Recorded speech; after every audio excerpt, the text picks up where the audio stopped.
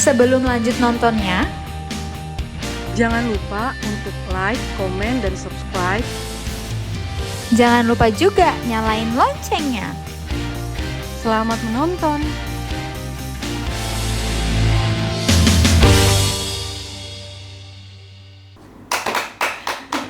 Shalom, Jemaat DNTY.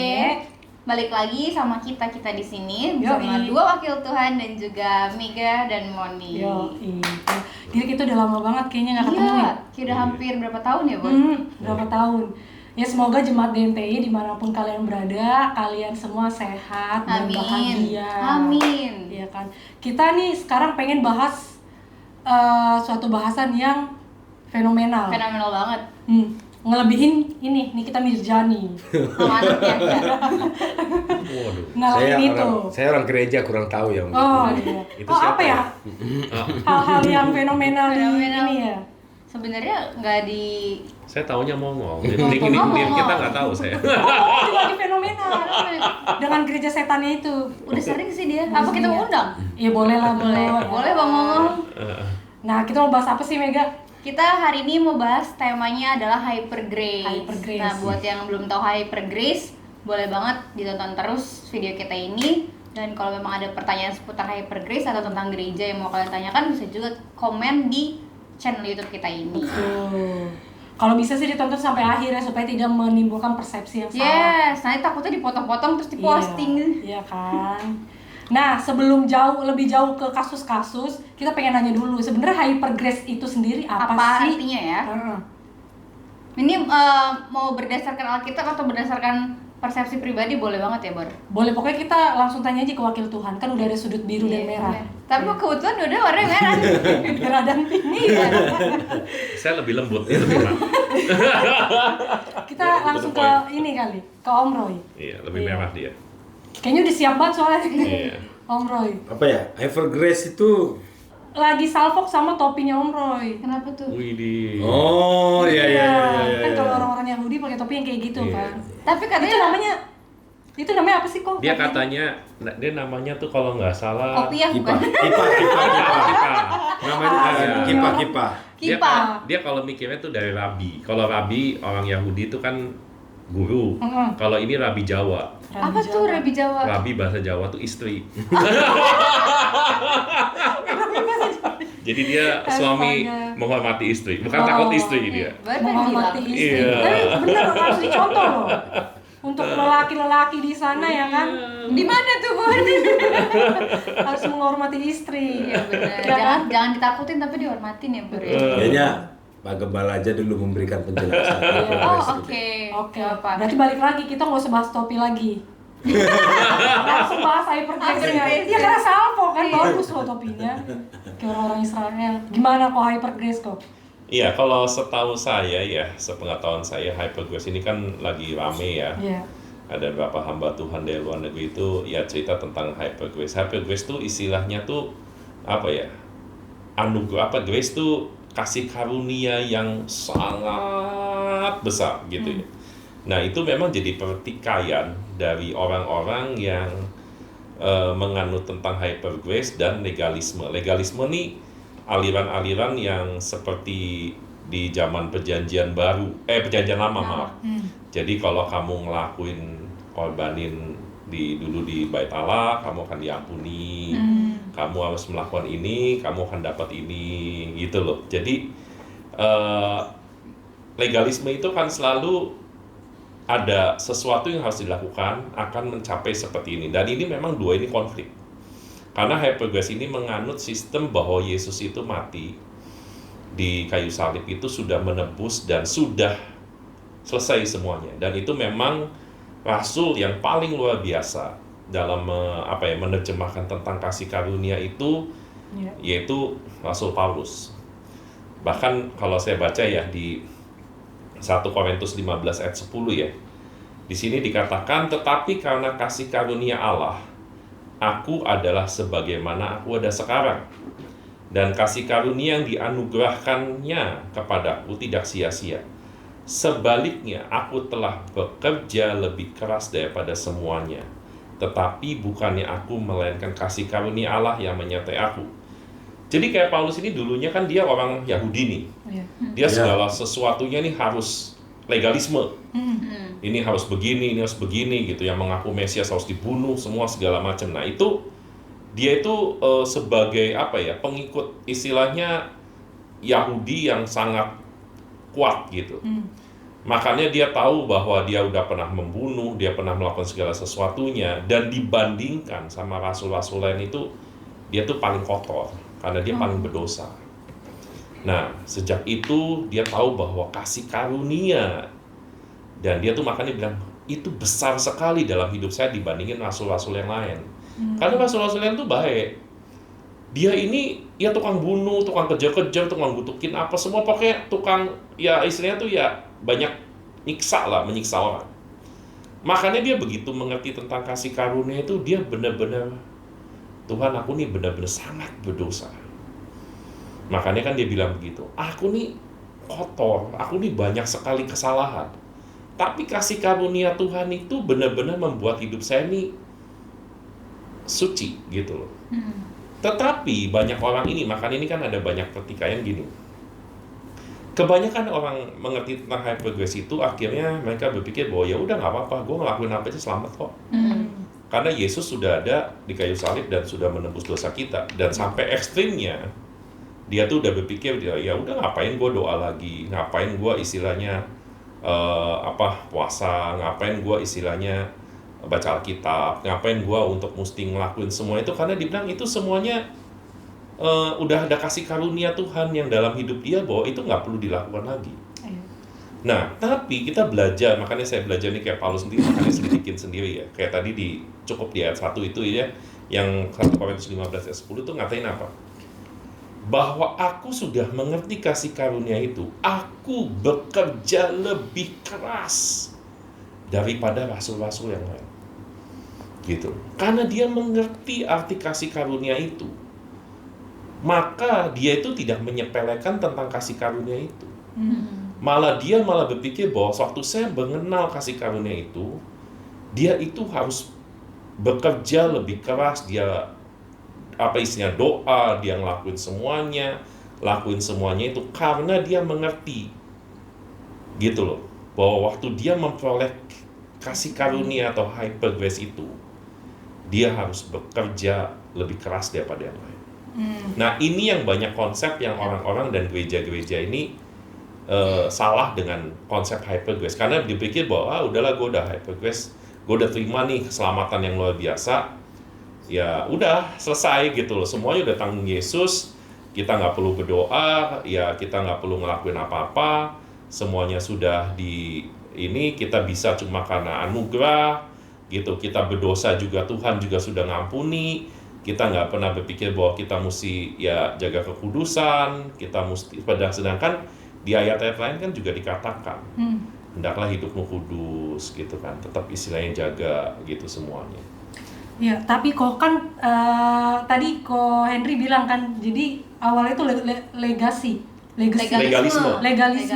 itu kan lebih ke perjanjian lama yang dimana Betul. mata ganti mata, gigi Iya. ganti gigi gitu kan. Iya. Terus masuklah ke perjanjian baru dengan Yesus Hyper Kristus. grace, Iya. Karena jadi udah nggak ada lagi tuh tadi mata ganti mata, gigi ganti gigi, karena dosa sudah ditebus. Karena Yesus yang menggantikan. Iya. Iya, karena Yesus yang menggantikan. Cuman tadi di 1 Korintus ya kok ya. Iya, 1 Korintus. 15. Jadi maksudnya Paulus itu, aku mau nanya kok, maksudnya Paulus itu dia tetap mengerjakan hal-hal baik itu untuk tetap mengejar keselamatan, atau cuman karena dia berterima kasih aja gitu? Dia jadi gini, kalau kita ini berpikir bahwa kita ngelakuin sesuatu cuma karena kita mau selamat, Iya. ya itu udah salah. Kita berbuat baik itu bukan karena kalau dibilang dia itu karena buah-buah harusnya.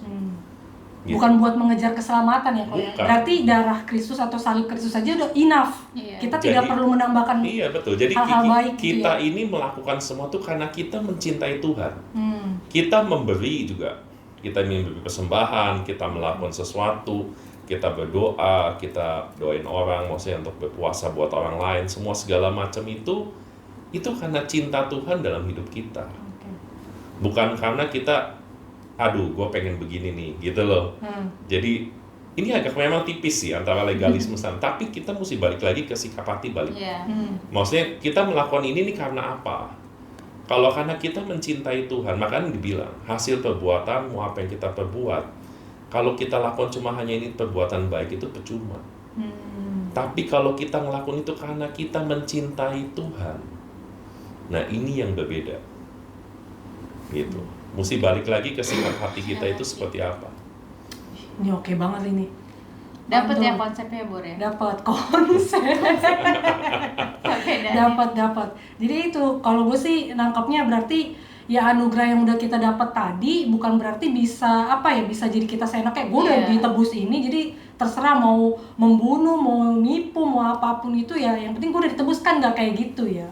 Dan melakukan hal-hal baik setelah kita menerima anugerah itu juga bukan untuk kayak memperoleh keselamatan ya, bukan ya. Bukan. Tapi ya sebagai rasa syukur aja gitu rasa kan. cinta kita kepada Tuhan. Jadi kalau kita cuma nganggap bahwa hyper grace itu anugerah Tuhan yang besar di kayu salib itu cuma hanya sekedar untuk mengampuni kita dan kita bisa berbuat semena-mena, maka sebetulnya kita ini yang menyia-nyiakan tentang Iya. anugerah, Ya, tentang kasih karunia itu. Karena Paulus bilang apa? Waktu aku mengenal kasih karunia itu, aku bekerja lebih keras daripada yang lain. Gitu. kayak Om Roy ada pemikirannya Iya, beda udah sendiri dapat nih. pewahyuan. Topinya udah nyala topinya. Kayak Doraemon. Soalnya mukanya mikir banget gitu.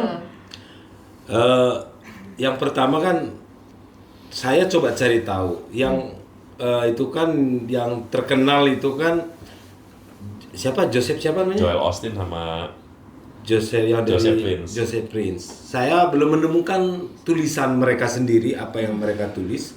Tapi kebanyakan di internet ini ya kan yang kita cari itu adalah pandangan orang. Pendapat orang tentang hypergrace, pendapat ini dan hypergrace itu sendiri kan bukan mereka yang menamakan diri mereka. Ajaran itu kan bukan mereka yang menamakan. Iya. Tapi orang lain yang menyimpulkan dan memberikan nama. Bukan mereka tidak menamakan judul pengajaran mereka, tidak ada judul pengajaran namanya hypergrace. Jadi pertanyaan siapa nih yang membuat nama ini? Oke, istilah ini siapa? yang buat pertama kali? Siapa yang buat dan apa tujuannya? Menyudutkankah? Iya. Menghakimikah? Atau memblok pengajaran ini? Kan bisa. Iya. Karena yang bicara tentang kasih karunia itu imam-imam zaman dulu juga nggak suka karena mereka kan kehilangan tugas. Iya. Ya itu legalisme. Iya, Mereka kehilangan dulu kalau apa-apa mereka mesti datang ke imam, berdoa datang ke imam karena mereka nggak bisa langsung menghadap Tuhan. Iya. Karena sudah Tuhan tentukan ada satu suku yang menjadi kalau pokoknya menghadap Tuhan menghadap mereka. Apa yang mereka perkatakan itu perkataan dari Tuhan. Jadi kalau mau dengar firman Tuhan mesti nyari. Tapi dengan adanya kasih karunia mereka kan kehilangan job jadi nggak suka. Nah, iya dong, iya kan? Jadi kalau yang kayak kehilangan job kayak begitu tuh kamu tahu kan siapa? Jadi yang perlu kita pahami nih ya, pertama siapa yang memunculkan istilah itu? Apa maksud tujuannya di balik itu? Iya.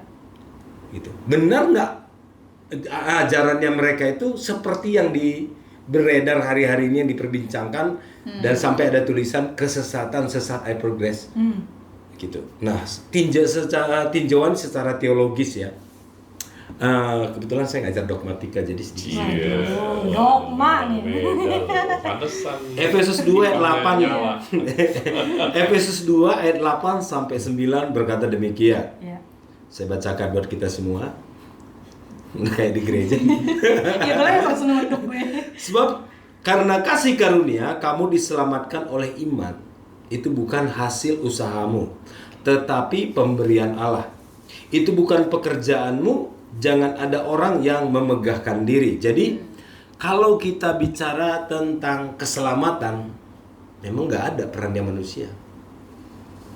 Yesus sudah mati sekian ribu tahun yang lalu, ya kan? Keselamatan itu masih berlaku. Tidak hanya pada tahun itu, pada zaman setelah zaman Yesus, keselamatan karena Yesus mati di kayu salib sudah berlaku. Termasuk orang misalnya umur 5 tahun, dia percaya dan menerima Yesus, maka kesalahannya di masa lampau, kesalahannya di masa itu dan kesalahannya di masa yang akan datang, entah 10 tahun lagi, entah 5 menit kemudian, entah 10 hari kemudian, seminggu kemudian dia berbuat dosa, kan dosanya sudah diampuni, benar nggak? Atau pertobatan cuma sekali, habis itu dosa dihapuskan, habis itu kalau bikin dosa diampuni atau tidak? Semua orang pasti percaya akan ada pengampunan. Benar kan? Nah, saya menemukan ada beberapa kalimat, ada beberapa tulisan, bukan dari satu golongan, bukan dari satu gereja, ya bicara tentang keselamatan itu nggak ada peran manusia. Inisiatif Allah, Allah yang mengerjakan, manusia hanya menerima dan percaya. Dan Paulus itu berkata begini, barang siapa percaya dan mengaku, diselamatkan. Tidak ada hubungannya dengan kelakuan dan perbuatan. Berarti amal baik nggak ada tuh? Nggak Nggak Nggak ada. ngaruh. Pokoknya percaya dan menerima, Percaya dan menerima, berarti udah mengakui ya. selamatkan. Kalau kita bicara keselamatan, ya udah, nggak ada hubungannya karena hasil usaha kita nggak akan menentukan. Nah, dari sisi pandangan gini, orang bisa bertobat terus menerima Yesus, mengerjakan hal-hal yang baik, itu bukan peran manusia, tapi peran Roh Kudus. Jadi peran manusia itu ya tetap nggak ada. Makanya Paulus bilang, kalaupun dia berbuat baik, ya bukan hasil usaha, itu karya Roh Kudus. Dan kalau saya lihat ke diri saya begini, ketika saya melakukan hal yang baik, emang kok bisa ya berbuat baik ya gitu. Karena kalau dulu kan geragas gitu, udah geragas. Lewat mobil orang, kata spion potekin gitu, pokoknya begitu aja gitu. Kalau Ban mobil dikempesin. Kalau zaman dulu saya gitu. Saya ke parkiran motor nih kan, zaman saya SMP nih, SMA nih, kempesin semua. Jangan-jangan mobil lu barusan bukan gua. Kita beda area. Dan itu dulu. Pondok nih. Itu dulu. sekarang ilmunya udah hebat. Lihat aja ban langsung kempes. Dilihat dong. Jadi jatuh. Nah, jadi saya bicara tentang ajaran gereja yang bermacam-macam. Maka saya sebelum mendengar sumbernya langsung, saya nggak bisa berkomentar banyak. Gitu, karena yang memberikan komentar ini kan orang-orang yang sebenarnya bukan pengikut, bukan orang yang mendalami dan memaparkan teks langsungnya, tapi kan cuman ajarannya ini begini gitu. Nah, kalau kita bicara tentang keselamatan, memang ya seperti itu. Nah, benar persis seperti apa yang dituliskan banyak tentang hyper grace. Pokoknya lo bebas lah buat apa aja, dosa kamu sudah diampuni. Nah, kalau kita bicara tentang keselamatan, dalam hal itu menurut saya tidak ada yang menyimpang. Bicara tentang keselamatan ya. Bicara tentang keselamatan, sejauh ini saya nggak merasa tidak ada menyimpang dari firman Tuhan. Tapi kalau bicara tentang perilaku, ya kita belum ada pernah yang dibahas. Ya, mereka istilahnya orang yang memberikan komentar, wah orang hyper grace itu, mereka yang di gereja itu, di aliran, di kelompok itu, mereka bebas loh ngapa-ngapain aja. Tapi kan sebenarnya tidak ada juga tulisan yang menuliskan atau benar-benar memberikan penjelasan bahwa orang hyper grace itu hidup mereka bebas loh, free. You can do anything you need gitu kan. Wah mau ngapain aja bebas pokoknya. Tapi kan nggak ada. Tapi ada orang-orang yang menurut saya mengatasnamakan, memakai ajaran pokoknya lo ngapain aja sudah bebas, hyper grace itu begitu. Tapi kan belum tentu gitu. Karena bicara tentang keselamatan dan perilaku itu dua hal yang berbeda. Nah, kalau kita berperilaku apapun di bumi, ya menurut saya kita harus ngikutin aturan di negara kita berada. Selama kita di bumi, kita di Jakarta, kita di Medan, kita di Ambon, kita di mana, ya kan udah ada aturan hidupnya. Karena manusia itu kan hidup ngikut dua aturan. Aturan berbangsa dan bernegara dan hukum adat. Ini pasti berlaku ya kan. Orang Batak kan tetap menjalankan hukum Batak kan. Gak mungkin enggak. Tulang orang nomor 2 ditemui dia apa? Orang nomor 2 setelah Tuhan kan gitu kan.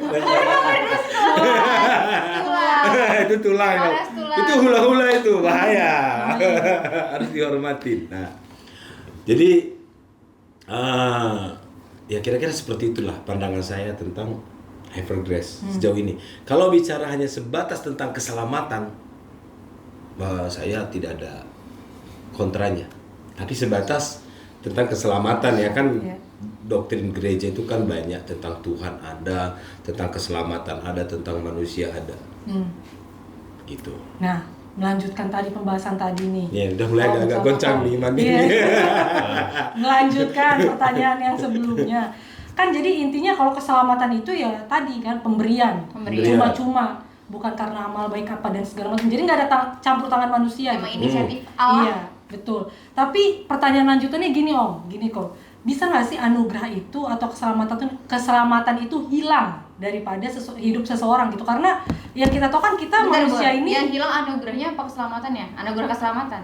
Kan tadi keselamatan itu diberikan secara cuma-cuma, anugerah Iya, itu kan. iya. Nah, bisa nggak sih, bukan boleh, bisa nggak sih si keselamatan yang udah kita terima cuma-cuma itu hilang dari hidup kita? Karena kan yang kita tahu manusia itu kan diberikan free will. Iya. Bisa Dia lah. bisa melakukan apapun yang Bisa. dia mau kan. Nah, itu bisa hilang nggak? Bisa banget. Kalau aliran hyper grace yang tadi saya bilang yang sedikit ya kayak saya bilang nggak mempelajari semua yang kayak tadi kayak Paulus, itu tetap selamat.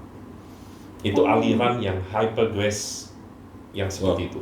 Oh, jadi Keren. maksudnya dia mau Saya melakukan pernah baca, apapun. iya, saya pernah baca artikel itu. Kalau dia melakukan apapun, dosanya kayak apapun, dia tetap selamat. Wow. Kayak pernah denger Kayak gua juga pernah tahu. Makanya saya ini ada satu artikel ya. Saya ada baca, tapi ini saya belum tahu ininya sampai kebenaran tuh sampai seperti apa. Dia bicara begini. Sebetulnya di dalam aliran New Age itu agama New Age. Dia kan dari semua agama tuh. Nah, ini part yang Kristen. Dia pengen ngomong, kasih karunia itu seperti itu. Lu sekali selamat tetap selamat. Gitu. Jadi lu mau ngelakuin apa aja, lu mau gimana, lu selamat karena lu udah ditebus. walaupun ujungnya dia gereja setan. Ya, New Age itu kan nggak bisa ngomong gereja setan, kan dia ngomong gereja ini, aliran Universal. agama baru, universal. Dia mau Islam, mau Buddhis, mau apa segala macam bisa. Bisa. Dia ini namanya New Age itu aliran agama baru dan dia tuh mengadopsi semua agama. Nah, di part Kristen itu dia ada satu artikel tuh dia bilang begitu. Karena dia nggak bisa ngomong tentang Yesus terlalu kuat, jadi dia bilang kasih karunia itu sekali selamat lu tetap selamat. Meskipun lu ngelakuin apa segala macam gitu, lu akan tetap selamat. Nah, padahal kalau dia maaf ya murtad apa segala terus menyangkal di hatinya, ya kita sebenarnya nggak pernah tahu. Yang tahu kan antara dia sama Tuhan. Mau selamat atau tidak selamat kita nggak tahu. Cuma kan kita mesti ngerti hati kita ini seperti apa. Hati kita benar nggak sama Tuhan? Hati kita maksudnya gimana gitu loh? Mencintai Tuhan, takut akan Tuhan gimana? Nah itu yang balik lagi di hati kita itu masing-masing. Dia punya nggak? Yang penting itu kan kalau di Alkitab kan punya relationship, punya hubungan pribadi sama Tuhan. Gitu. Oh, jadi ya itu ya bisa juga hilang gitu kan? Ya, kalau dia mempelajari hyper grace yang kayak begitu-gituan, ya dia pasti ngomongnya sama. Tapi kalau yang sungguhnya, ya bisa hilang kalau dia istilahnya menyangkal. Nah, kalau dari Om Roy gimana Om? Kalau bicara tentang keselamatan, orang yang belum ke surga bisa hilang keselamatan itu masuk surga ya sangat bisa. Orang yang di surga aja dia dibuang kok dari surga. Lucifer. Yang udah di surga, yang sudah di surga ini, itu bisa mental dari surga. Apalagi orang yang masih di bumi, jaraknya masih jauh di surga, bisa banget. Dia kan? Dia jadi pendeta, murid Yesus loh, makan dan minum bersama-sama dengan Yesus. Ujung-ujungnya mental. Tapi nggak bisa kita berikan klasifikasi ini orang yang masuk neraka. Kita nggak tahu, mungkin di 3 napas terakhir dia bertobat dan terima Yesus kan tetap selamat. Iya kan yang penting percaya dan mengaku. Iya, di saat misalnya siapa tuh namanya? Yudas. Yudas ya. Saya kalau tokoh-tokoh tidak baik itu suka lupa namanya. Emang dilupain. Iya kan di Lukas itu kan dia menggantungkan diri ya kan. Mungkin di titik terakhirnya sudah Dia pun menyesal juga bunuh diri, kita nggak tahu lah. Tapi intinya keselamatan itu bisa hilang, bisa. Bukan karena kasih karunia-Nya kurang sakti, bukan kasih karunia ke pemberian, enggak. Orang yang menolak. Masih ingat gak kisah itu tukang pangkas yang singkatnya dia cerita begini, saya nggak percaya ada tukang pangkas di sini. Sama tukang pangkasnya, lu aku ini tukang pangkas, tukang potong rambut, tuh buktinya ada orang rambutnya panjang, orang gila. Ya memang dia nggak mau dipotong, mau gimana kan sama. Jadi keselamatan kasih karunia itu bisa hilang, bisa hilang. Makanya tetap percaya ya, apapun yang terjadi. Tapi iya sih, yang menarik itu karena yang di kita itu kan diberikan free will ya kan. Kita mau bisa murtad, kita tetap bisa tobat kumat, habis tobat ngelakuin lagi, tobat nyolong lagi, tobat membunuh lagi ya kan. Tobat pesta seks lagi. Pokoknya banyak lah dosa-dosa yang bisa kita sebutkan gitu. Cuman ya itu tadi poinnya ya kan. Sekali kita terima keselamatan, kalau di hypergrace itu akan terus tuh keselamatan terus ada di hidupnya walaupun dia ya tadi tobat kumat, murtad, Tapi yang gue segala macam. ada dua definisi hypergrace yang berbeda sih. Kalau yang satu dari sisi sebelah sana, hypergrace itu bakal selalu ada walaupun hidup lu ya nggak sesuai dengan firman Tuhan. Tapi satu lagi, hypergrace bisa hilang. Jadi sebenarnya menurut Bukan hypergrace, grace-nya Keselamatan. anugerahnya keselamatannya bisa hilang. Bisa. Jadi sebenarnya kita sebagai manusia tuh baiknya harus tetap hidup benar, atau kita yang bisa hidup semena-mena sesuka kita aja apa gimana sih, jadi bingung sendiri gitu. Ini gini gimana sih gitu. Ya karena kalau pengalaman saya ya, karena memang saya latar belakangnya kan bukan orang baik. Sama Loh benar, ada orang itu tidak perlu Tuhan, hidupnya udah baik loh. Nggak perlu Tuhan, hidupnya udah baik. Nggak kriminal, nggak gangguin orang. Pokoknya dia pengen terlihat baik lah. Buat dia nama baik itu penting. Tapi mungkin orang-orang golongannya seperti saya, nama bodo amat. Gue senengnya apa, gue lakuin gitu. Hajar Lewat ya. ladang orang ada jagung nih, sikat. Waduh, nih udah seminggu ini belum makan enak. Lewat ayam tetangga, hilang. Dulu saya begitu, jadi jagung direndam di minuman Belum keras. jadi pendeta. Kasih ke ayamnya, itu jangan dicontoh. Ayam tetangga ceding-ceding kan. Bapak, tulang ayamnya sakit ini, gitu kan. Padahal gara-gara minum kan. Wah, udah potong aja lah katanya, udah tinggal patah kaler ya, gitu kan. Jadi saya kalau jadi orang baik itu, saya dulu kalau bikin kejahatan itu sistematis. Makanya begitu saya mengajar, perencana ya. mengajar teologi sistematisnya masih ada. Sistematisnya gitu masih ada. Nah, jadi kalau buat saya itu jadi orang baik itu ya benar-benar butuh Tuhan, butuh anugerah. Ya itu kayak Paulus tadi. Karena dia tahu bahwa hidup dia itu sangat berdosa. Jadi kalau sekarang pun saya bisa melakukan baik itu, ya bukan normalnya saya, itu abnormal. Kalau saya baik sama orang gitu ya, nggak jahatin orang, nggak balas orang, nggak usah bikin kejahatan aja, saya jahatin, apalagi orang bikin jahat, normalnya udah pasti saya harus balas berlipat-lipat kali ganda. Jadi berbuat baik itu bukan sebuah tujuan menurut saya. Karena kalaupun kita berbuat baik, itu jangan-jangan ada kita punya maksud. Nggak pure gitu kan. Ada maunya daripada nanti nggak ditemenin sama bor, gue nggak ada teman, ya udah gue baik deh sama dia. Itu kan tetap bukan baik namanya. Iya. Baik itu adalah gue tetap baik, lo nggak baik ya memang gue orangnya baik orangnya gitu. Jadi baik itu bukan karena kita, itu karena kita nerima Tuhan di dalam diri kita. Tiba-tiba ada sebuah aplikasi, ya Roh Kudus namanya, itu ada di dalam diri kita. Mendadak itu yang mengerjakan tanpa kita sadari. Baru kita jadi bengong.